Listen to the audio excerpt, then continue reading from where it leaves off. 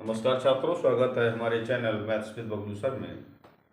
मैंने आपसे वादा किया था कि मैं आपको रेगुलर एनसीईआरटी की बुक का एक सिस्टमेटिक पढ़ाऊंगा, लेकिन कुछ बच्चों की डिमांड है कि सर हमें साइन कॉस के मान याद करने में प्रॉब्लम क्रिएट हो रही है। तो मैंने कहा ठीक है, मेरा सिस्टम तो वही रहेगा, जहाँ मैं पढ़ा रहा हूँ वहीं पढ़ाऊँगा, लेकिन बीच में मैं आपको ये टॉपिक जो है, जो साइन और कॉस टेन के इत्यादि के मान आपको याद नहीं हो रहे हैं, मैं आपको वो समझाने का प्रयास करूंगा। तो इसी क्रम में हम बढ़ते हैं। आपसे हम बात करेंगे समकोण त्रिभुज की। जैसा कि आप सभी जानते हैं, हम सब कि त्रिभुज के तीनों कोणों का मान 90 अंश होता है, 180 अंश होता, सॉरी 180 अंश होता है।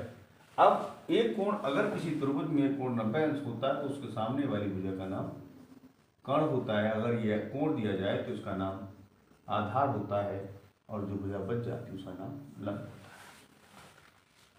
तो ऐसा कोई त्रिभुज जिसका एक कोण 90 अंश होता है बेटा, उसे हम समकोण त्रिभुज कहते हैं। जो कोण दिया जाता है 90 अंश के सामने वाली भुजा होती है उसका नाम कर्ण होता है, और जो कोण दिया जाता है उसका नाम आधार होता है। जो भुजा रह जाती है उसका नाम लंब होता है। अगर कोण बेटा ये दे दिया जाए तो आधार ये हो जाएगा और लंब दिया हो जाएगा, लेकिन कर्ण किसी भी स्थिति में बदलती नहीं है।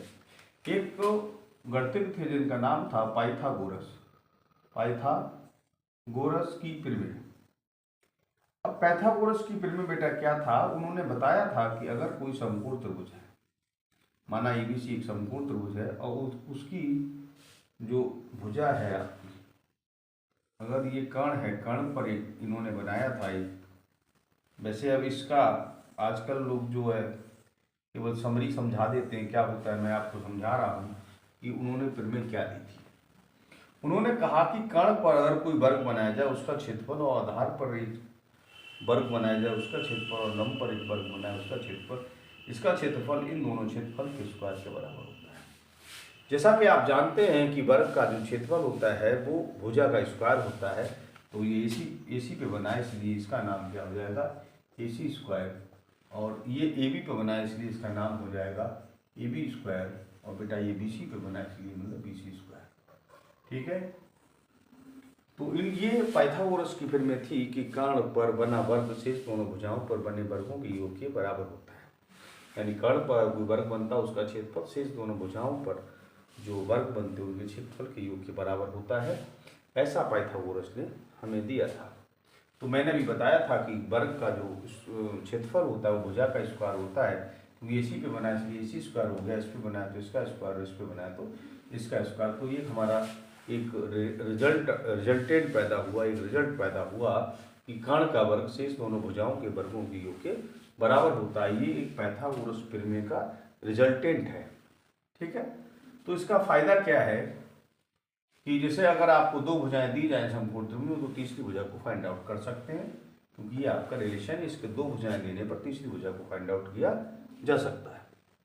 अब मैं आगे बढ़ूं, आगे बढ़ने में एक साइन कॉस टेन क्या था।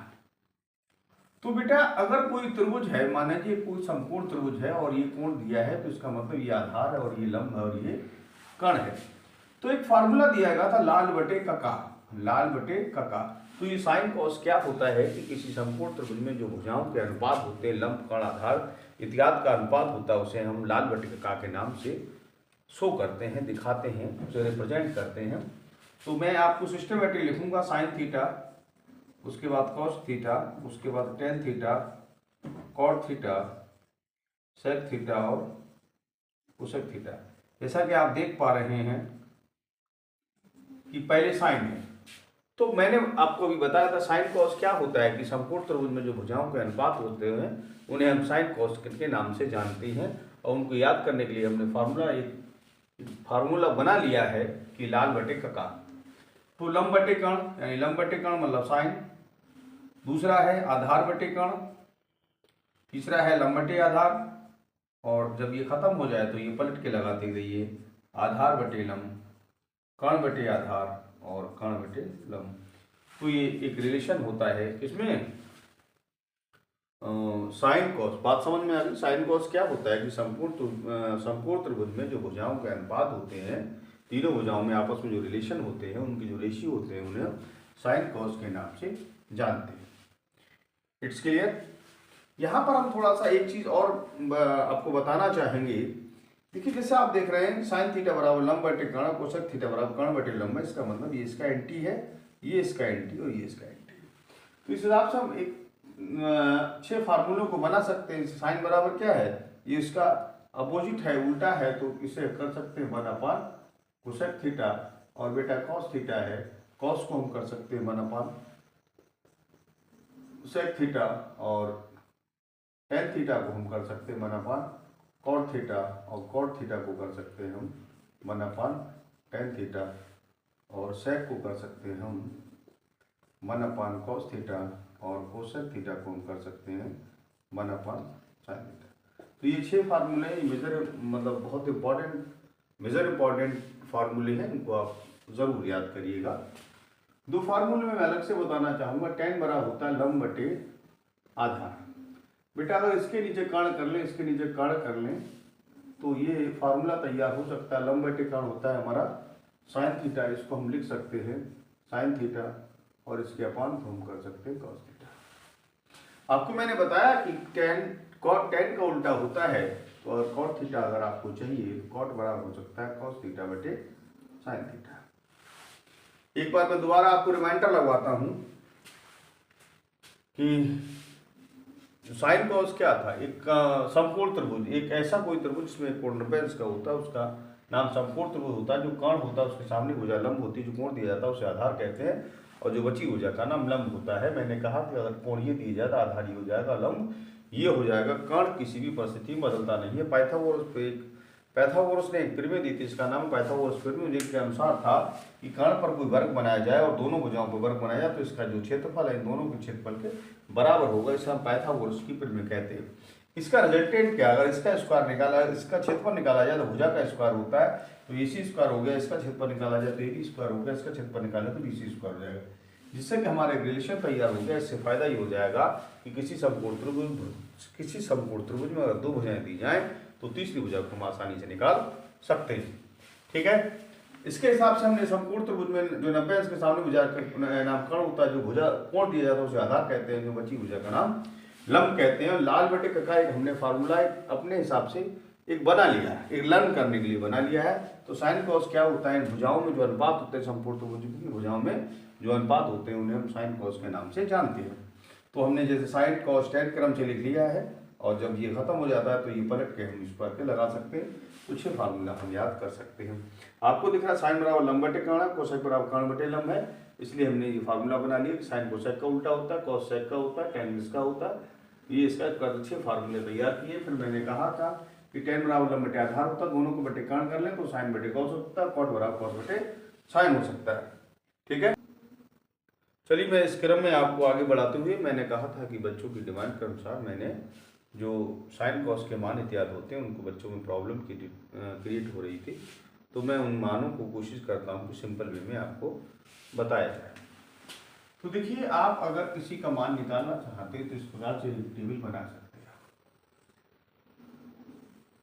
ठीक है बेटा, अब इसमें क्या देखिए, मैंने कहा था कि मैं आपको कोशिश कर रहा हूं कि उन मानों को याद करवा दिया जाए।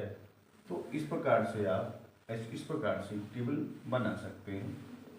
इस प्रकार से देखिए, यहाँ पर आप क्या करें कि इस प्रकार से लाइन खींच लें। यहाँ 0 डिग्री के मान होंगे, यहाँ 30 के, यहाँ 45 के, यहाँ 60 के, और यहाँ 90 के। इसमें साइन का मान है बेटा, इसमें कॉस का मान है, उसमें टेन का मान है, इसमें कॉट का मान है, और इसमें सेक का मान है, और इसमें कोसेक का मान है बेटा। तो हम लोग जानते हैं जैसे होल नंबर होते हैं, होल नंबर स्टार्ट होते हैं 0 से। ठीक है बेटा, तो मैं नंबर शुरू करता हूँ। होल नंबर 0, 1, 2, 3 और 4। लास्ट में कितना बेटा 4। ये जो 4 है तो लास्ट वाले नंबर से सबको आप डिवाइड करा दीजिए। ये कोई रूल नहीं है, एक वे है, एक याद करने का तरीका है। ठीक है, तो सब पे हम एक इस वर्गमूल लगा देंगे, जिसे हम स्क्वायर रूट के नाम से जानते हैं। तो ये लगा, जो कैंसिल हो रहा है उसे कैंसिल कर देंगे। 2 × 2 = 4। अब बेटा 0 को किसी से डिवाइड करते तो उसकी वैल्यू 0 आती, तो 0 कर लो 0, और 1 का 1, 4 का 2, 1 का 1 हो जाएगा, 2 का होगा नहीं √2, 3 का √3 हो जाएगा और 4 का बेटा 2 हो जाएगा, 1 का 0। ये साइन के मान है, साइन 0, साइन 30, साइन 45, साइन 60 और साइन 90। इन मानों को अगर पलट दिया जाए तो इसको उठा के यहाँ लिख दें, इसको यहाँ लिख दें और इसको यहाँ लिख दें और इसको यहाँ, तो ये कॉस के मान हो जाएंगे। कॉस 0 का मान, कॉस 30, कॉस 45, कॉस 60 और कॉस 90 का मान हो जाता है। जैसे मैंने आपको पहले अवगत कराया है कि tan थीटा बराबर होता है साइन थीटा बटे कॉस थीटा। बेटा मैंने कहा कि साइन के मान इस तरीके से आप याद कर सकते हैं कि यहाँ होल नंबर लिखा 0 से 1 2 3 4 और जो लास्ट में 4 नंबर उससे 4 से सबके डिवाइड करा दें और सबका वर्गमूल ले लें, जो कैंसिल हो रहा है उसे कैंसिल करा दें। तो ये जो पहले मान होंगे वो साइन के होंगे, इनको पलट देंगे तो कॉस के मान हो जाएंगे। जैसा कि हम tan जानते हैं, tan बराबर होता है साइन बटे कॉस सबका, तो 0/1 क्या हुआ 0, 0 बटे कुछ भी 0 होता है। ये अपॉन ये करें, 2 से 2 कैंसिल हो जाएगा, 1/√3 हो जाएगा।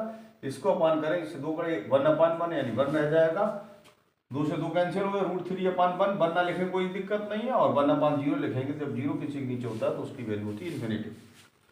इसको हम पलट सकते हैं, एक बार मान लिखने में पलट सकते हैं। ये √3 हो जाएगा, ये 1, ये 1/√3 हो जाएगा और ये 0 हो जाएगा। ठीक है बेटा, अब हम सेक एक बार मान लिख लेंगे, दोबारा पलट देंगे। जैसे एक बार tan लिख लिया, दोबारा पलट दिया। सेक की बात करते हैं तो बेटा हम लोग जानते हैं सेक थीटा बराबर होता है 1/cos थीटा। अब बेटा 1/1 करेंगे तो फिर 1 हो जाएगा, 1/1 करेंगे तो ये 2/√3 हो जाएगा, और ये 1/1 करेंगे तो √2 हो जाएगा, और ये 1/1 करेंगे तो 2 हो जाएगा, और ये 1/0 करेंगे तो इन्फिनिटी हो जाएगा। मैंने कहा एक बार साइन का मान लेगा, पलट दिया कॉस का, tan का लिख दिया पलट दिया कॉट का हो गया, सेक का लिख दिया पलट दिया, तो फिर ये किसकी वैल्यू हो जाएगी बेटा कोसेक की। तो ये आपके मान हो गए। लेकिन इसी के साथ में मैं थोड़ा सा हमने थोड़ा एक वे तैयार किया है सिंपल तरीके से, और आप चाहें तो इसके लिए आप याद कर सकते हैं। जैसे आप लोगों ने देखा होगा चुनाव चिन्ह हाथ का पंजा, जब हम छोटे छोटे थे पढ़ा करते थे तो उस टाइम कांग्रेस का बड़ा माहौल हुआ करता था, तो लोग एक चुनाव में कहते थे साहब चुनाव चिन्ह है हाथ का पंजा। तो वही है हमारे त्रिकोणमिति का पंजा। हम आपको समझाएंगे त्रिकोणमिति का पंजा। मान याद करने के लिए आप त्रिकोणमिति के पंजे का इस्तेमाल कर सकते हैं। तो जैसे मैं आपको, आपके हाथ में 5 उंगलियां होती हैं, मैं अंगूठे के 1 2 3 और ये 4। ठीक है बेटा, तो पहला 0, दूसरा 30, तीसरा 45 और ये 60 और ये 90। ठीक है, और मैं इसी में आपको ले चलता हूँ हाथ के पंजे में। तो आज का चुनाव चिन्ह नहीं, ये कोई चुनावी चुनाव चिन्ह नहीं है, ये है हाथ का पंजा, त्रिकोणमिति मान याद करने का शिकंजा। ठीक है, तो हम त्रिकोणमिति मान याद करने के शिकंजे के लिए हाथ के पंजे का इस्तेमाल करेंगे। तो इस पंजे में जैसे आपको बेटा वैल्यू याद साइन की करनी है। ठीक है, अगर 0 की वैल्यू चाहिए तो इसका एक फार्मूला होता है, ऊपर यहाँ इसके जो भी जिसका मान निकाले, यहाँ नंबर ऑफ फिंगर्स इसमें लिखेंगे /2, यानी जो मान निकाले उसके बाद नंबर ऑफ फिंगर्स लिखेंगे, जितनी उंगलियां आपके पास रह जाएंगी। जैसे अगर आपको साइन 0 का मान चाहिए, अब साइन 0 का चाहिए तो यहाँ इसके बाद फिंगर्स कितनी 0, तो √0/2, तो 0 एवरीथिंग इज 0 कुछ भी होता है तो 0 हो जाएगा। अब जैसे कोई पूछे साइन 30 का, यानी इस वाली फिंगर की बात हो रही, इसके बाद कितनी फिंगर शेष है 1, तो ये √1/2 और 1 का मान 1 होता है /2। अब बेटा बात करें साइन 45 की, तो साइन 45 के बाद कितनी उंगलियां शेष हैं 2, यानी √2/2। क्या है कि रूट फिंगर जो भी रिमाइंडर फिंगर है शेष है /2 होता है, तो √2, एक √2 से कैंसिल हो जाएगा 1/√2। अगर कोई बेटा आपको साइन 60 का मान पूछने की बात करता है तो इसके बाद कितनी उंगलियां शेष है 3, या √3/2, और √3 तो 3 है ही। अगर आपसे मान कोई पूछता है साइन 90, तो साइन 90 का मान याद करने के इसके बाद कितनी उंगलियां शेष है बेटा 4, √4/2, 2/2 यानी। ठीक है बेटा, तो ये है हाथ का पंजा और त्रिकोणमिति अनुपात ज्ञात करने का है शिकंजा। ठीक है, तो 0 30 45 60 90। और अगर मैंने कहा था कि साइन की वैल्यू निकालने का तरीका है, इसके बाद जितने नंबर ऑफ फिंगर्स रिमाइंडर रह जाएंगी, जैसे 0 चाहिए तो यहाँ 0/2, 0 कुछ भी 0 आता है। साइन 30 की बात करें, इसके बाद एक उंगली शेष है तो 1/, और 1 का √1 होता है। 45 का, तो इसके बाद 2 उंगलियां शेष है, √2/1/√2 हो जाएगा।